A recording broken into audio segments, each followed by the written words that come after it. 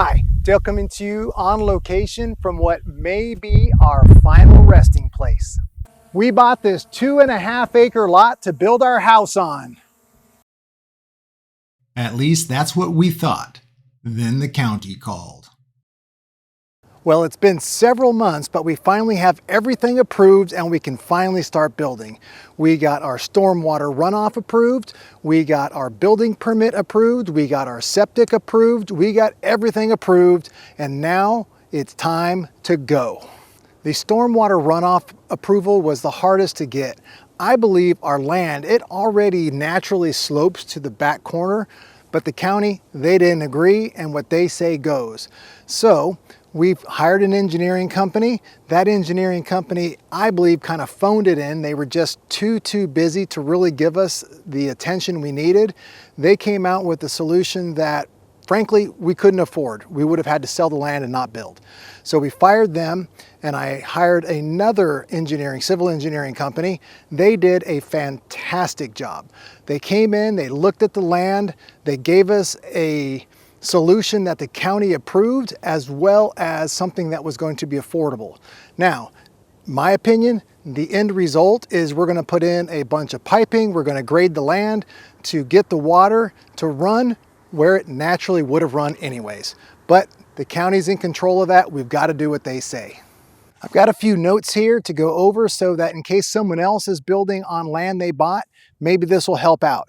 But there was a number of expenses that came up that I really didn't know were going to be as expensive as they were, or that we were even going to need them anyways.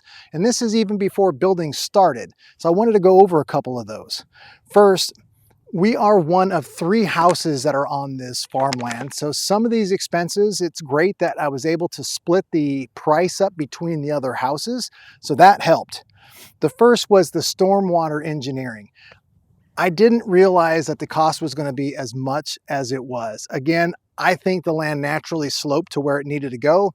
County's in control, nothing I can do. So we had to hire an engineering company. That was more money than expected. Next, broadband. We knew broadband coming out here was going to be an issue, but the only company that was willing to bring a line up here was Comcast Xfinity, and it was not cheap. I was able to share that with the other 2 houses that are up here, and that brought it down, but it was quite expensive. Electricity was another issue. I knew electricity had to be brought up here, but the cost of bringing it up here, it was several thousand more than I thought it was going to be. So there's another thing that you might want to consider when you're building a house on your own land. Water was another expense that kind of goes along with electricity. We knew we were going to bring it up, but I didn't know it was going to be as expensive as it was. I was able to share a little bit of cost in just the ditch. I shared the same ditch with my neighbor, but bringing water up, I was hoping the water company would bring the water up to the houses and then split it. They said no. They started at the street, and from there, the 1,100 or 1,200 feet from the street was on us. So that was more expensive. Now, because it was 1,100 or 1,200 feet, we did spend a couple of $100 more by going with an 1.5 inch pipe, water pipe, to bring up to our house. So that way we'll have no issues with any kind of water pressure in the future. Permits was another one. I knew we would need permits, but I had no idea. I thought permits would run in the hundreds to maybe a couple of $1,000s. I was wrong. Permits are far more expensive than I thought they were going to be. Another expense that was way more than I thought it was going to be was closing costs on a construction loan. We have bought and sold 2 homes that we lived in for well over 10, 15 years each. And in that time, not only from the purchase, we refinanced multiple times, and every time we refinanced, the closing costs were really small.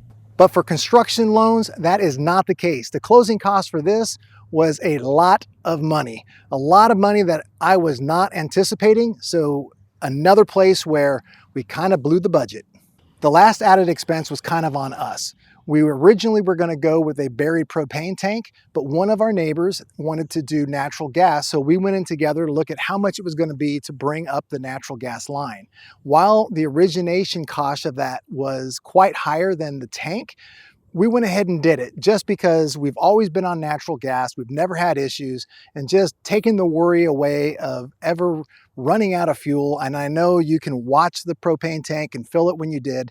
This just takes a lot out of our daily lives, so we went ahead and paid the extra couple of thousand for natural gas. And actually, when I'm looking at the pricing between natural gas and propane, I think over the long run, it is going to save us money, because at least for now and the last couple of years, the propane has been more than natural gas.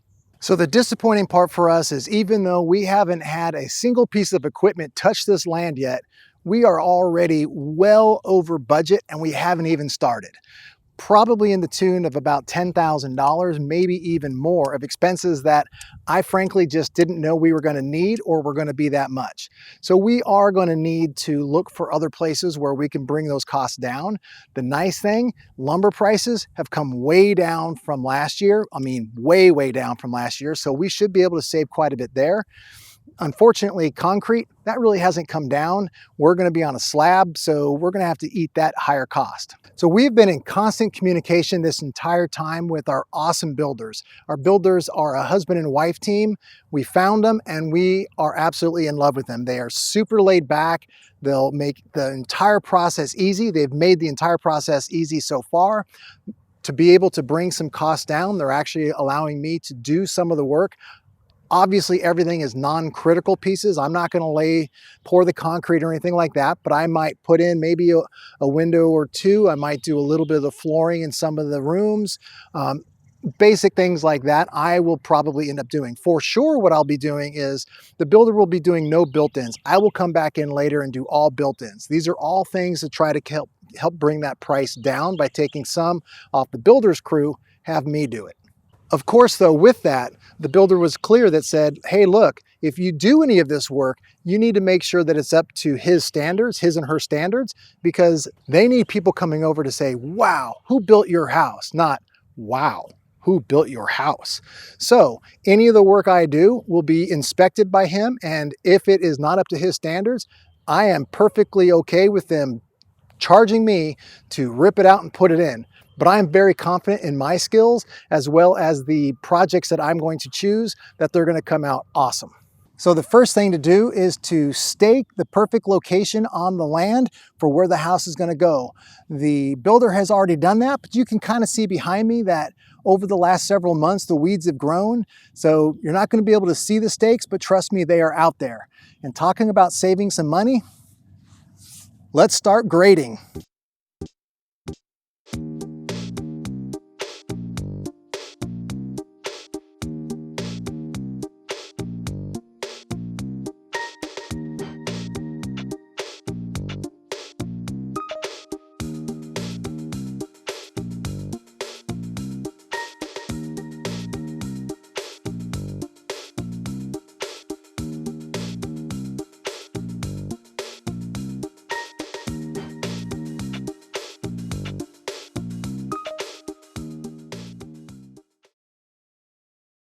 Well, of course I didn't do the grading myself with a simple trenching shovel in 3 hours. That would have taken me at least 3 times longer than that. Making a solid foundation for a house starts with proper grading, so I left this to the professionals.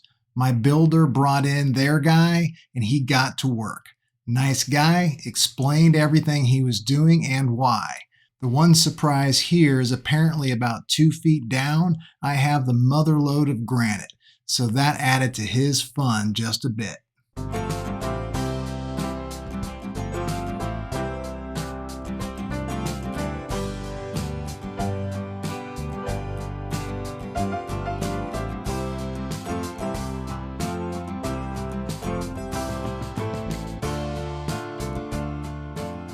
This last clip I have of the pro doing the grading has something very, very subtle that if you really watch carefully, you may be able to learn something about me, something a lot of people do not know. Did you catch that? Let me rewind a bit so that you can see if you can pick it up. Right there, I crashed the drone into a tree. Many of you didn't realize I'm a total noob at piloting a drone. Now you know. Now that you've seen our land and it's graded, I thought I'd go ahead and show you what we're going to be building on the house. The master suite area is a design that my wife and I have had in our head for probably about 10 years, and we've never really seen it done until about 6 months ago or so. We've started seeing pretty close to the exact design done on some HTV shows. So I'll get to that in a minute. To begin with, our garage is going to have a back entry. So all the garage doors are going to be in the back. There's an easement that comes down toward the bottom of the property, and that will be our main driveway up into here, and then we will park into the garage from the back. Because of some personal items that are happening in our life, we do not have the funds right now to build the workshop right off the bat. So I'm going to make sure that it gets graded so that in the future when I do put a workshop, this is where it's going to go. In the meantime, it's going to fill up probably these 2 bays here. My wife will use the 3rd bay here. So we're going to go ahead and scroll in a little. Oh, and the circular drive, this is where guests will come when they want to come and visit us. So if we scroll in some, you can kind of see a little better here. And you can see that I've got, the one thing I've got noted is it's a little bit oversized 3-car garage. The garage doors are going to be 9 foot instead of 8 foot. That's because just like many other people nowadays, we have big cars. So I want big garage doors. Then coming in from the garage, we'll have a fairly large storage area because we'll be on a slab. We won't have a basement. And so we need a place to store things. So this will be our storage. Coming in from the garage, right off to the right will be a guest bath. We have a laundry room.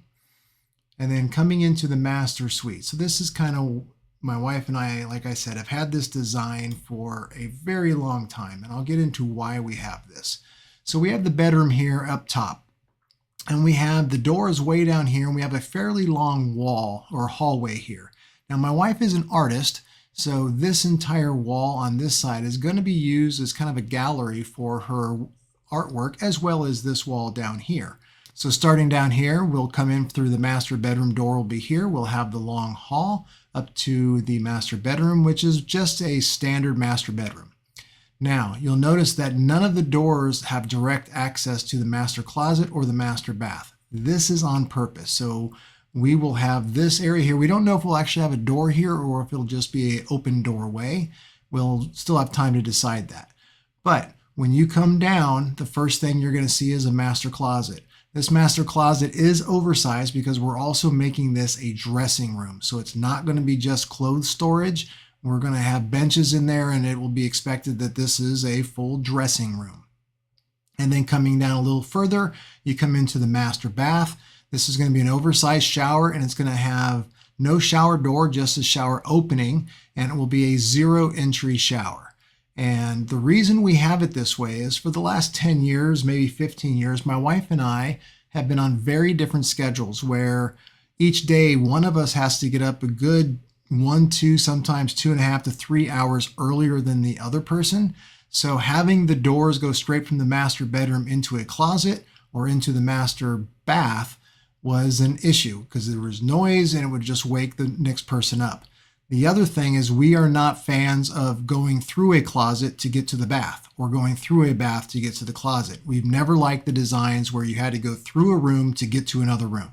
So by doing this, by spacing out the bathroom, spacing it in between with a dressing room, hair dryer, shower, all that noise should be really buffered well so that whoever is here sleeping still does not get awakened by the noise. And like I said, the fun thing is we've seen this design now on some HGTV shows, so it's kind of getting popular, and we don't know who shared it, but we thought we came up with this about 10 years ago. Coming into the main house, coming in from the foyer, we have a foyer and we have open concept, living room, kitchen, dining room. Out in the back, this will be a covered patio. This will be an uncovered patio. For the different rooms, so this will be a 3-bedroom, 2.5 bath. So this guest bedroom up here with a closet is actually going to be mainly my wife's art studio. When we have guests, we'll have a pull-out couch that they can stay there, but for the main purpose is an art studio. This one down here, again, with a closet. We put closets in both for resale values. If we ever sell the house, which we don't think we ever will, but people are going to want a closet in these rooms. This is going to be my dedicated office. Right off of the foyer is a small powder room, a coat closet. Here is the pantry. And now when we get into the real special part is over on this side. So if any of you have watched any of my earlier videos, you've probably seen the one that has Eric, my youngest son. He is autistic. He's high functioning, so at some point he will be able to live on his own, but he is going to need some independent living lessons. He's going to need to learn that. So what we've done is we are building an entire one-bedroom apartment attached to our house. There will be a door that goes in between, but we have rules for this because we want it to be as independent as possible. This door will not be used unless there's an emergency. If either one of us wants to visit the other, we leave the front door, we come and ring the doorbell of the person that we want to visit, just like you would if you were out on your own. His one-bedroom apartment is going to be fully autonomous. He's going to have a living room. He'll have a kitchen, small kitchen, but a full kitchen, his own laundry. He'll have a bedroom, a walk-in closet, and a single bath with a coat closet, pantry, kind of doubling area right here. And with this, he is over the top excited about being able to have his own place. But this is what we're building. If you guys have any questions or comments or suggestions about the floor plan, leave them in the comment section below. I'll be sure to answer them. So that's all I've got for this video, and I know it doesn't seem like much, but we've had this land now for almost 2 years, and finally being able to build on it, we are so excited and we are ready to go. Even once we got to the grading portion of this, we got socked into some rain where it seemed like it rained every other day for about 3 weeks, and it just kept slowing us down. So frustrating. I'll be doing a series of videos on this, documenting the entire process of building a house on raw land. I will be doing a lot of the projects myself. Well, maybe not a lot of the projects, but I'll be doing several of the projects myself. The builder will be doing most of it, but I'm going to be documenting everything. Let me know in the comments if there's anything specific that you would love to see, and I'll make sure I do a video on it. Next on the list is getting the foundation poured. We are very excited about getting the foundation poured because we know once that's done, we can start actually building the house. I know this video was a lot of talking. The next videos in the series should have a lot more videos of work actually being done, but I hope you found some of this interesting because I was sure hit by surprise on all of the fees that were required up front before we could even start building. If you like this video, give it a thumbs up. If you think I earned it, go ahead and hit reward. Click the bell so you don't miss any of the other videos that I have come out in the future. Until next time, see ya.